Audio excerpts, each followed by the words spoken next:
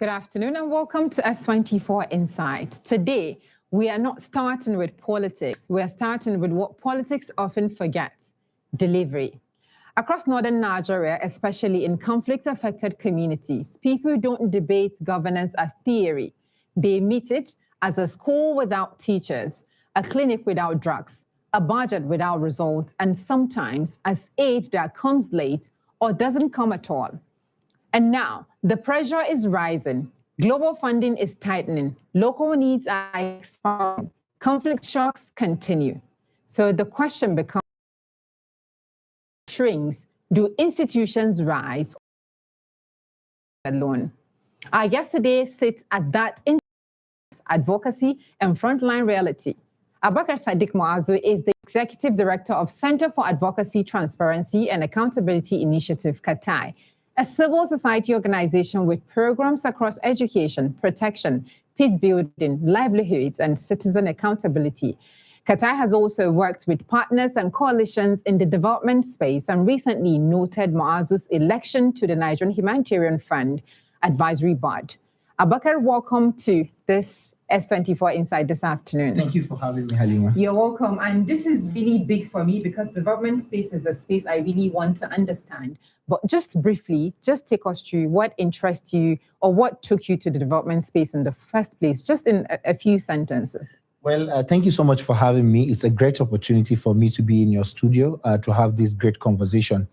For me, I believe as a young person growing up in the conflict zone of the northeastern Nigeria, it has exposed me to understand the real needs of what people need in terms of humanitarian needs, in terms of conflict devastation, and in terms of the realities of what or how people can bounce back better in terms of where they are to where they want to be. Growing up in the Northeast, I have the passion to see that I support and I contribute to people in need. That was what ventured me into volunteering to quite a number of organizations. Volunteering to organizations, working for different organizations, to the extent that I founded the Center for Advocacy, Transparency and Accountability Initiative. CATAI is a youth-led non-governmental organization that operates across the Northeast and beyond, currently in Nigeria. And we have been working around humanitarian development and peace-building nexus.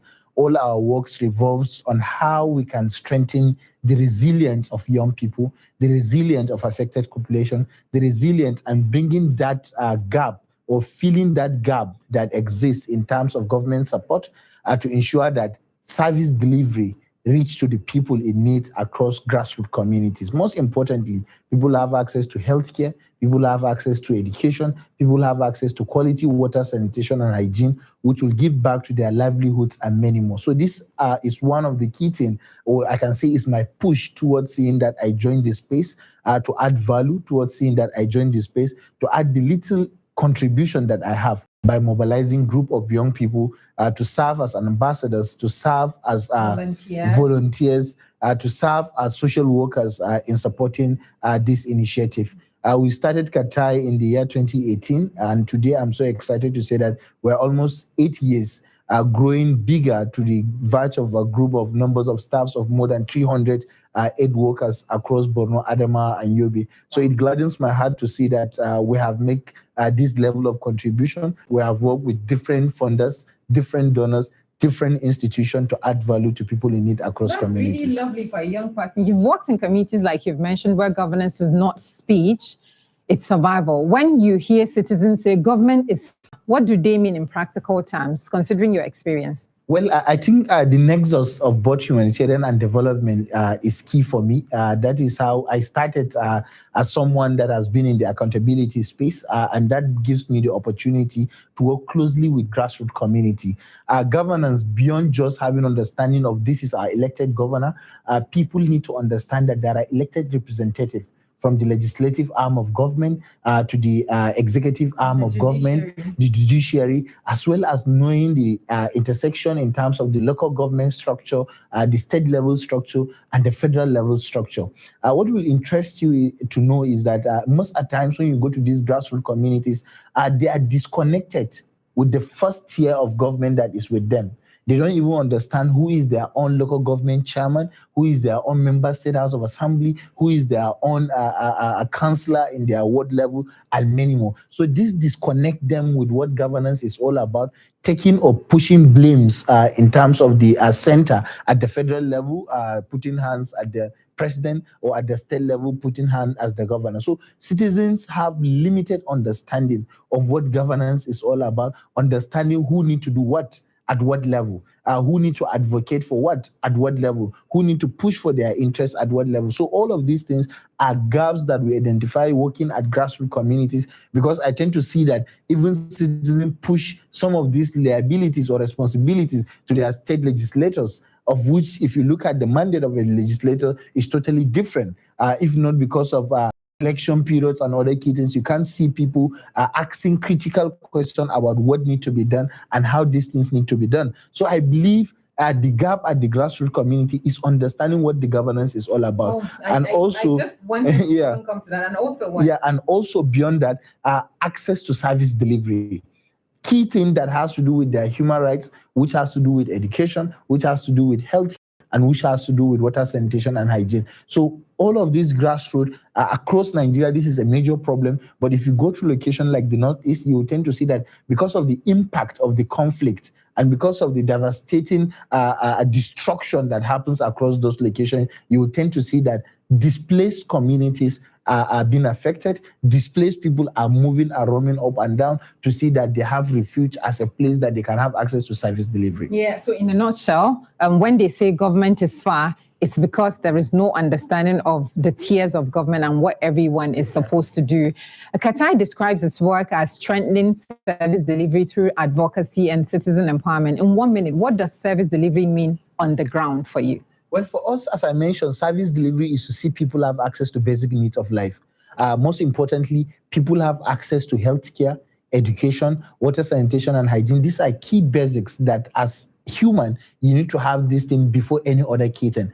And beyond that, our work intersects between both engaging with the government and engaging with the humanitarian space. We have been providing humanitarian intervention across a lot of communities in the Northeast. But beyond that, we do advocacies to engage with government, to strengthen institutions, to advocate for policies that will be sustainable in terms of budgetary allocation, budgetary releases, and as well as budgetary implementation across these communities. So we work around to strengthen government understanding that, oh, these are the priorities of citizens. Beyond just sitting at the center of governance to say that, oh, we want to implement A, B, C, and D, there is a need to engage with community people to understand the citizen-driven needs beyond just the executive-driven needs and the legislative-driven needs. So for us, advocacies, when we talk about it, is how we engage with government to understand the realities of the work of these people. For us, when we talk about service delivery, is seeing people have access to this basic need of life, particularly water, education, and health.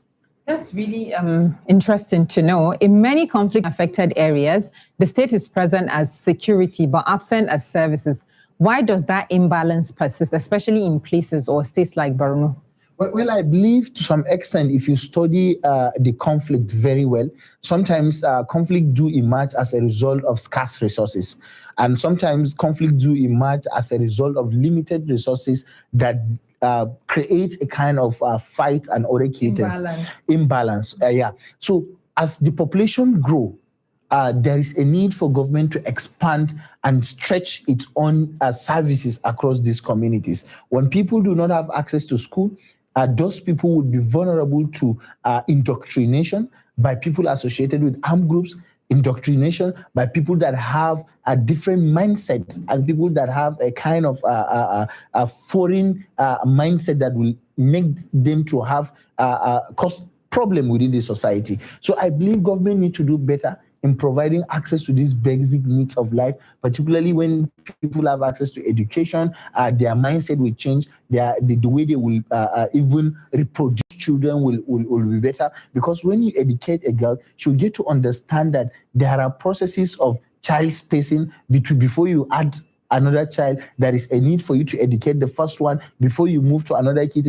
Even the sexual reproduction perspective will improve, because you will tend to see that you have reduction in maternal mortality and many more. So these are key issues that when government puts systems in place, when government put these services in place, it will at the end of the day add value to how the governance index will be reviewed. And within the society, you tend to see that conflict is being reduced drastically. You tend to see that insecurity is being reduced drastically. Severest minimum. Exactly. And let's talk trust. When citizens stop trusting institutions, what replaces governance? Community leaders, NGOs, informal networks, or despair? Well, for me, I think when citizens distrust government, the next key thing is that to some extent, if the community people provide them with what they want, they trust them. And if the NGOs do provide them what they want, they trust them. And as well, I want you to understand that if people associated with armed group can provide them with what they want, they will trust them. That is why across some communities, you tend to see that people that are causing problems are taxing citizens at some of these LGS, telling them that you can't farm until you provide us with A, B, C, and D. Even when you farm, we'll provide you with security, and people will give them money. So government need to understand that the trust building it's not just beyond providing the security, but having dialogue. Sometimes it's to have dialogue at the community level for these people to understand what the government is doing, for these people to understand that the implication of joining these armed groups and other key things, and how they can pass information. But when there is an issue, and at the end of the day, the state armed group attack the community, burn houses, instead of discussing with them at the best way of addressing these issues, people will definitely limit their trust in government. So when they limit their trust in government, the next key thing is the people that will provide them with trust. So for us at the civil society aspect, at the NGO perspective, we have been the bridge between the citizen as well as the government. We have been trying to do a lot of advocacy to engage with the government, because we complement the effort of the government. As civil society, you can't take over the role of the government. So we complement the effort of the government to see that taxpayers' resources is being judiciously utilized across these communities. These citizens also give their own part of social contract in ensuring that they meet up with their obligations and many more. Well, that's really interesting to listen to you talk about. If you had to name the one governance failure that feeds everything else, education gaps, unemployment, insecurity, what is it that you're going to name it? Well, I believe unemployment is also one key thing, but most importantly, before you be employed, you need to have some skills. So education is one major thing. So education, when you strengthen the education institution, you will tend to see that aspect of security will improve, aspect of employment will improve, because the kind of education that you provide matters a lot. If you are giving an education that has to do with social skills and other key things, you tend to see that you are producing young people, you tend to see that you are producing amazing, talented people that will add value to the entire country as a whole. So we have seen a society whereby our nature of curriculum is such a one that to some extent, it's not even meeting up with the reality of the global standard. To some extent. But you would talk about local reality, not just global standard. Not just about the local realities, but the global standard to some extent has a connection, because you need to connect local people with the market. So if you educate the local people with the market, even if within the education that you provide to them, that, okay, as you are rearing animals, once you provide, there is a food chain that you are providing in place and meeting up. So these are key things that if someone is coming out with his cow, there is someone that needs the milk, there is someone that will process the milk, there is someone that will take out. So that kind of blockchain that is needed, what kind of investment is needed at the community level will definitely contribute to ensuring that, one, we have reduction in insecurity, reduction in job, in unemployment. But most importantly, there is a need for total overhaul in terms of our educational sector to meet up with the needs and the realities that we're facing across the community. Realities, most importantly. And let's take a quick break. When we return, we move from pain to power. Can citizens enforce accountability without becoming enemies of the government? Stay with us. We'll be right back.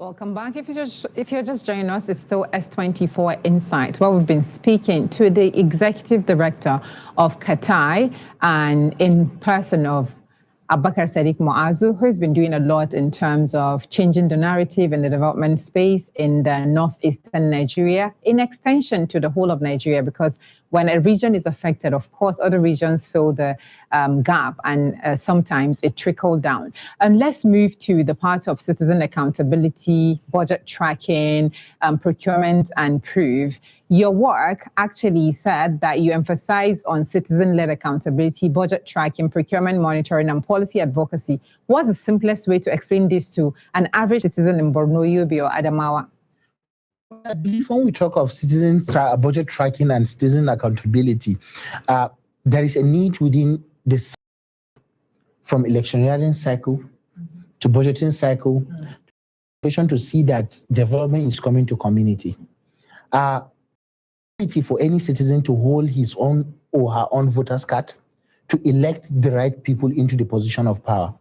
But most importantly, there is a tool that is guiding the implementation of governance, which has to do with the annual budget that is being developed across all the state, local government, and at the federal level.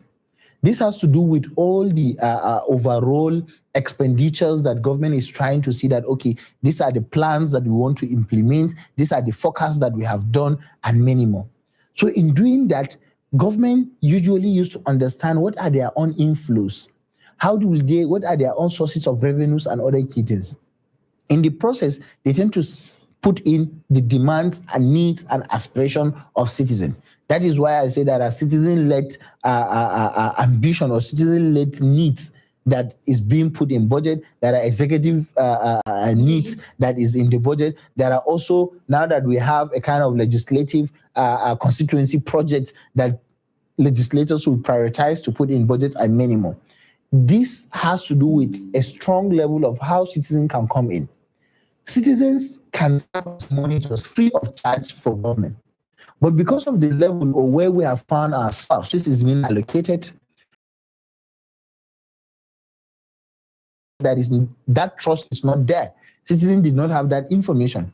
When the budget is being assented by the governor, mobilization of revenues has been done, allocation of resources will be done to MDS for them to start implementation. Citizens don't understand all of these key things. The only thing they understand, the money is within the budget.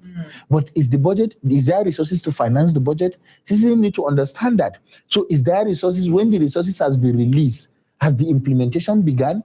Someone can start implementation of certain things, but by the time the implementation began, you tend to see that the work will stop. The next releases has not been done. But if government is providing this information, releasing this information for citizens to be aware that, we have given so million of naira to Halima to implement some level of activities across community A, B, C, and D, citizens will be aware of resources with Halima.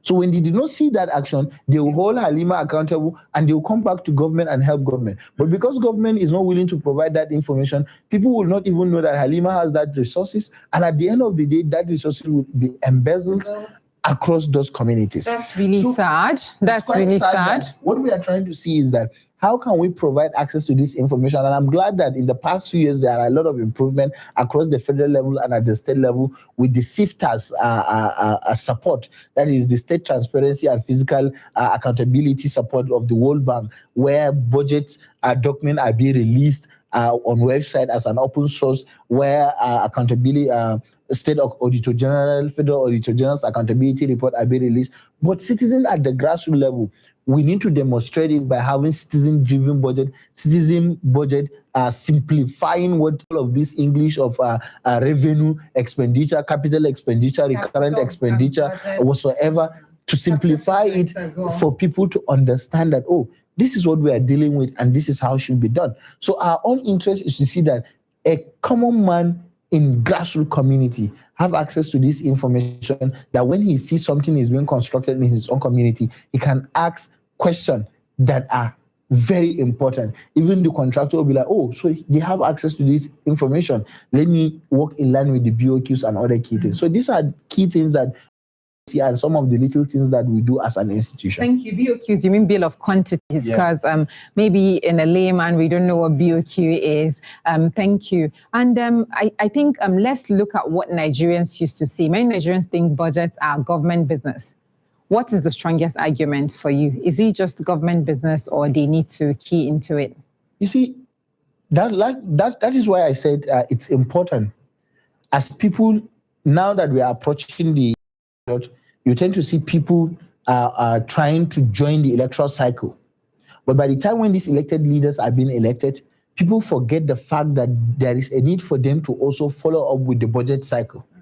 The budget cycle starts with the stage from the release of the call circular, the release, the appropriation stage, that the preparation stage, where the state executive from the Ministry of Budget and Planning can start having their own planning to take it to the state assembly, where the state assembly can do the appropriation processes, provide it back to the governor for assenting, implementation phase, monitoring phase. It's a cycle. You tend to see that some citizens can only clap to their governors when they are at the stage of assenting the budget, or when it becomes a bill, or when they are at the stage of presenting to the State House of Assembly by the governor. They will just escort him, clap for him that they are doing that. But beyond that, there is one key thing that they need to be part of the process. During the process of the budget development, there are town hall meetings that is being conducted at grassroots communities to get to hear the opinions of citizens. What are your own needs? What are your own needs? How can you bring all of these needs into citizens? Have this information during the implementation phase, after a part of the implementation, to provide feedback to government. So at the end of the day, you will get to see that there are a lot of development coming to us, moving up and down. And one big mistake that some of the state we are facing is that some government tend to see budget tracking as a prognosing by citizens, which is their all right also. So there is a need for government, state government and local government to encourage citizens to do that, so they can serve as an accountability partner to them, to ensure that they are putting them on track when things are not done rightly. They will ensure that these things are being done rightly, and the resources that is being allocated trickle down for the benefit, for the needs intended across the communities. Yes, so civil society is sometimes accused of embarrassing government. You've just mentioned something like that, prognosing. And how do you think we can hold government or our leaders accountable without turning accountability into like a fight? Well, I believe to some extent, I used to tell people that you need to be clear around what advocacy is all about, when to advocate, when to also engage as an activist. So people mix up engaging as an advocate and engaging as an activist. Sometimes engaging as an advocate tend to give you room to have a dialogue, to mediate within government, citizens, and as well civil society organization. Sometimes also the engagement cannot be there, but you need to put in the heart of an activist to protest, to do other things before the government can listen to you. The sad reality is that across the globe, a lot of nations, sometimes it is when you protest that government tend to listen. It's not just a Nigerian factor alone, but if you go to a lot of nations, you tend to see that, oh, government don't even listen until when you protest. But also there are like that you simplify to provide a kind of brief policy brief notes, analyzing policy statement of government to provide brief for them and feedback.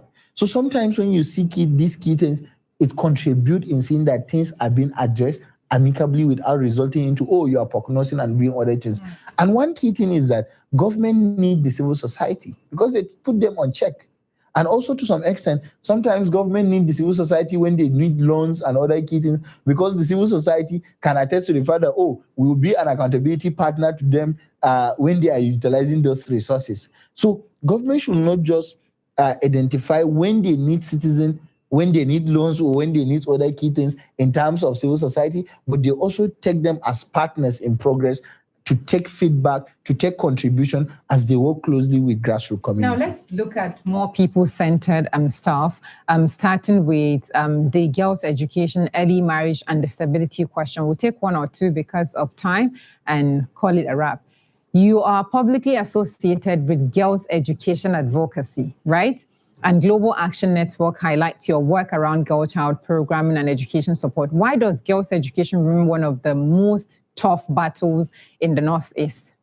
Well, I believe it's one of the tough battles because of culture and religion. And to some extent, as I mentioned earlier, when you educate a girl, you educate the entire society, the entire nation. When you educate a girl, there are high tendencies that even your own mortality rate will reduce. Because if you look at the percentage of maternal mortality, you tend to see is at the high rate. So, but when you educate a girl will tend to understand her own system, will tend to understand that, oh, this is what is manifesting within her body, to clearly understand where she needs to go to hospital for antenatals and other key things, thereby reducing the initial cost of maternal mortality.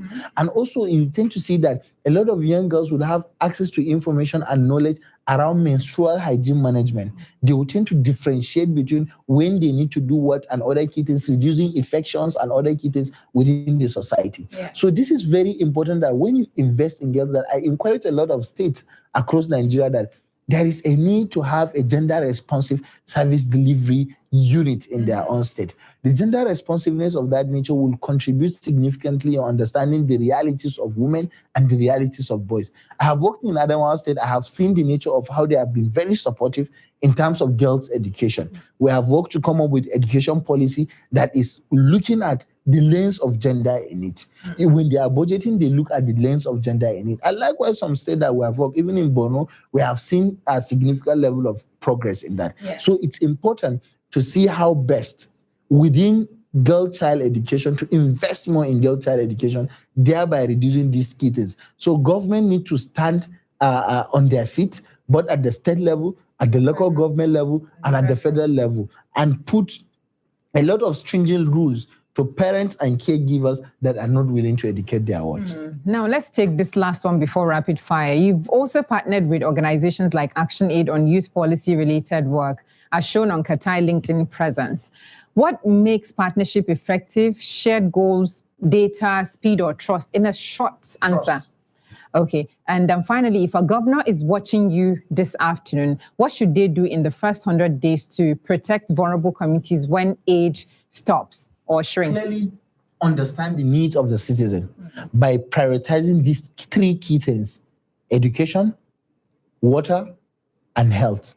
Once these three things will be provided, I want to tell you that a lot of people will fit in and a lot of realities will fit in. These are the key things in terms of infrastructure for people to invest their resources across various states. So governments across all states, they need to look at the aspect of the education, the quality of the education delivery, and prioritize beyond just the formal nature of education, the vocational education across their states, so that young people can have skills that can compete across different. Thank you so much, Abubakar Sadiq Muaz. Let's quickly do a 60 seconds rapid fire. It's short answer, simple yes or no. Let's see the way you're going to take this. You've been serious all along, so let's do something really more relaxing. If you're to choose between evidence or emotions, which would you choose? Evidence. Budget or promises? Budget. Advocacy or access? Access. NGOs or institutions, what should outlive what? Institutions. One word for governance in the Northeast today. One word for governance. If you describe governance in one word for the Northeast today. Imagine institutions. Just one word. Okay. One word for the Northeast in 10 years. Where did you say? One word. One word. Growing rapidly or something like that. Growing rapidly. Okay. One habit leaders must stop in the Northeast. Fake promises. Fake promises. One thing citizens must start to do to change the narrative. Participate and join governance. One reform Nigeria can't postpone anymore. Electioneering campaigns, electioneering, what is it called? Elections need to be reformed. Thank you so much, Abubakar Sadiq Muaz, for joining us on S20 today. Today's takeaway for me is simple and loud. When trust collapses, society becomes expensive. But when accountability becomes culture, development becomes possible. Because in the end, governance is not a speech, it is a school that opens. It is a clinic that works, a budget that shows results, and citizens who can verify what powers claim. I am Halima Abdurrauf, and this has been S24 Insight on S24 Television. And bye for now. See you again next time.